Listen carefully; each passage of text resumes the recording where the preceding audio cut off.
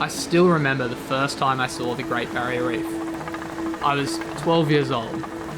I remember sticking my head over the front of the bow and letting the waves splash in my face to cure my seasickness. I remember hearing sounds of the ocean that I'd never heard before.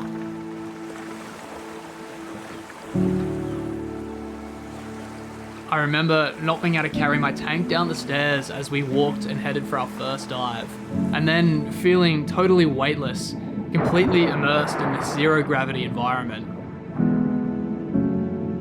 I remember finding Nemo and feeling like nothing else in the world mattered. I remember picking up a cone shell. Yeah, that could have gone worse. But most of all, I remember feeling like this was the coolest thing that I'd ever seen.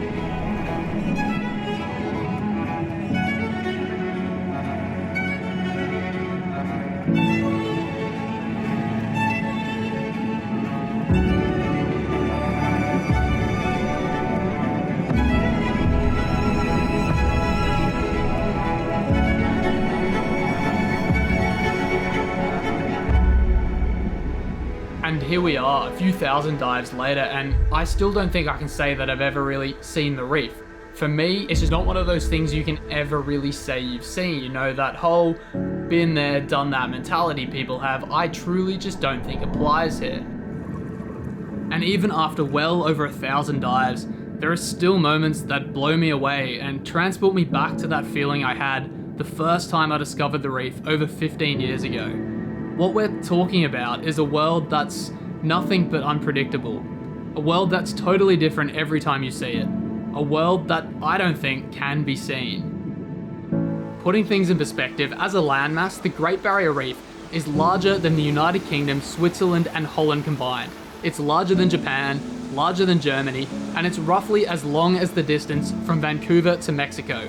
It's made up of 3,000 individual reef systems and over 600 islands.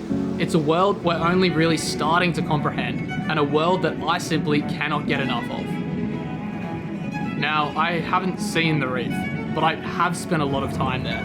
And at the moment when I get in the water, I want to experience something new. And for me, the best way to do that is to explore the reef at sunrise or sunset. It's this dawn and dusk period where the reef is most alive. It takes on this untamable hunt or be hunted energy that really keeps you on your toes and delivers that feeling we all chase.